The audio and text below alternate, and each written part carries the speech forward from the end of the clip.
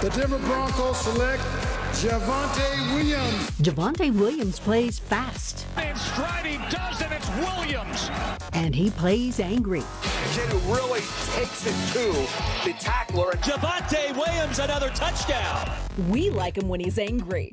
He is a former linebacker, and Mel Kiper, he runs like one. The Broncos just landed one of the most dynamic backs in the draft. We can't wait to see him in action. Point, Javonte Williams, another touchdown.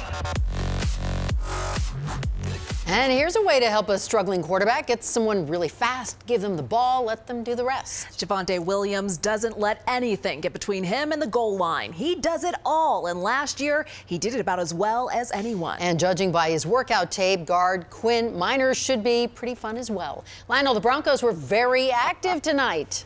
Yeah, guys, listen closely, everybody. All right, you're going to have to try to follow along here.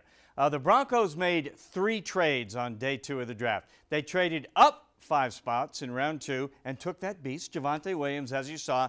They traded back 5 spots in round 3, then traded again with the Saints from 76 to 98 and 105. Everybody got that? Me neither. Here's the bottom line. They picked 3 players tonight. They got Williams, the running back. They got Quinn Miners, of course, the offensive lineman. And at 105 in the 3rd round, they just picked Baron Browning, linebacker out of Ohio State. So let's go live to the UC Health Training Center right now and talk to Broncos insider Troy Rank with reaction to the Broncos' 2nd and 3rd round picks tonight. Troy? Yeah, it was a weird draft because of all the trades, but the reality is in Javonte Williams, Lionel, you get someone that runs with evil intentions. This guy seeks contact. He likes it. He's one of those guys that felt like he's been overlooked his entire career. He was a linebacker, as you mentioned, in high school, moved to the running back spot his senior year in high school and had a huge game at the University of North Carolina. They end up signing him, and I'm telling you, I watched him play against Miami last year. It was one of the most impressive games I've seen. He absolutely delivers the boom on contact. He has good balance, too, for a guy that's that physical, but he's a guy that can come in, be a reserve to Melvin Gordon, perhaps even take over the role in his sophomore season. The key is going to be his ability to catch the football. That will help get him on the field. So when you look at Javonte Williams, Lionel, this is a guy that can do damage. But how about that 3rd round pick, Lionel? What'd you think of him? That's good stuff. Here he is, Troy. Quinn Miners from Wisconsin, Whitewater. He's a viral sensation with his workouts. He's out there, he's lifting weights in the woods, he's carrying wood, he's chopping wood, he's doing it all, man. Troy, let's Paul get Bunyan? Here's the best part. This is the best part about this with this kid. His nickname is the Gut. He played at the Senior Bowl with a broken right hand. He opened eyes. He played Division III football. But when he went down to that Senior Bowl, he absolutely dominated guys from bigger schools who were stars. That's what put him on the NFL map. This is a guy who can play center and guard. He gives them depth at positions they clearly needed it. And then Baron Browning, the linebacker from Ohio State. He's a 5-star recruit out of high school. He can run. Maybe he can help answer some of the coverage issues, Lionel, they've had at linebacker, but they're really betting on potential because he didn't have the production he would have liked at Ohio State. All right, Troy, running back, offensive lineman, and linebacker on day 2. All right, let's get now to Nick Rothschild, live at his remote studio, and let's hear from that 2nd round pick tonight. Nick? Well, Lionel, was there anyone who disliked this pick? Other than Philip Lindsay, I guess. Anyway, I about jumped off my couch when I saw what George Paton was doing. Javonte Williams is an absolute stud. And when we got to talk to him after the pick, we also found out he's highly motivated. I'm just too excited right now. I'm just blessed to be in this position. This is something I always wanted since I started. Like, this is really the reason I started playing football at a young age. And just to be here is a blessing. I definitely felt like I was the best running back in the draft. And just having to sit there throughout the whole draft yesterday was hard for me. But, I mean, I always been overlooked my whole career. So that's just even more something else for me to even go harder for. Well, I feel like I'm a 3-down back. I feel like very versatile. I feel like I can do everything at the running back position. And I'm just ready to come in and compete. I love the dichotomy of this guy. He thinks he was the best running back in this draft, yet he's genuinely thrilled to have a chance to come in and learn from Melvin Gordon. On the field, he'll run through your face, but also he can run away from you if he wants to. He's a hard worker, he's good-natured, and I really think this is a guy, Lionel, Broncos country is going to love.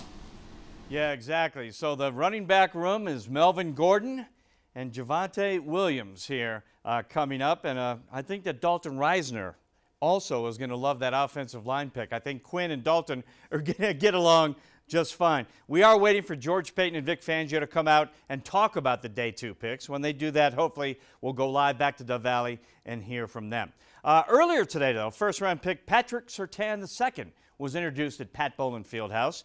Broncos GM George Paton escorted the first-round pick into his new workplace, the 9th overall pick in the draft, and he's talking about his dad, right? There's his former All-Pro dad, Patrick Sr., and his mom, Michelle. Surtain said today being around Patrick Sr., who was a 12-year NFL vet, a Pro Bowler for the Dolphins and the Chiefs, hanging around the locker room, that's made young Patrick wise beyond his years, mature, and he already knows something about life in the NFL.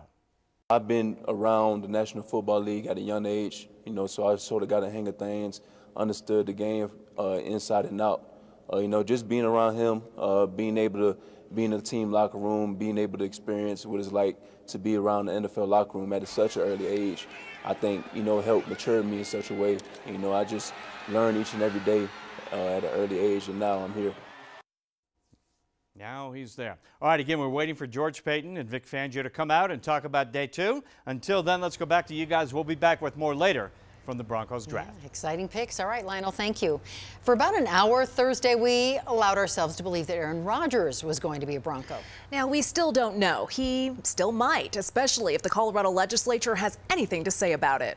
I wanted to take a moment to welcome Mr. Patrick Surtain to the Broncos, but also take a more serious moment to speak to Mr. Aaron Rodgers of Wisconsin and say that if he is interested in coming, that the Colorado House of Representatives would very much welcome him if he would come along. We can get a tribute. We can get a resolution. It doesn't matter. I'll talk to our JBC members. We'll figure it out. But Mr. Rodgers, if you are interested in coming to town, we very much welcome having you. Thank you very much. Well, I think that makes it law now. Aaron Rodgers of Wisconsin, you are now required to play for Denver, and we expect you here soon. Cleveland fans don't like Denver all too much, and we get it. If we were on the other side of John Elway all those years, we wouldn't like it very much either. All right, so imagine their surprise when they find out the person giving them their shots is the coach's daughter, right? Lieutenant Cassandra Fangio has spent the last month administering vaccines at a mass vaccination site in Cleveland. She's proud of her work as an Army nurse, and Dad, well, he's pretty proud too. She's doing her part, and she's up there with a bunch of other Army nurses, and she's been happy to be there. I feel like I'll remember this forever. I definitely tell my kids and grandkids about this experience. I was up close and personal with the vaccinations here, so it's just been really fulfilling if I had to choose one word. By all accounts, Dad and daughter are attached at the hip. Lieutenant Fangio told the Broncos media team that she initially wanted to be stationed in Germany, but decided to stay stateside after her dad landed his first head coaching job.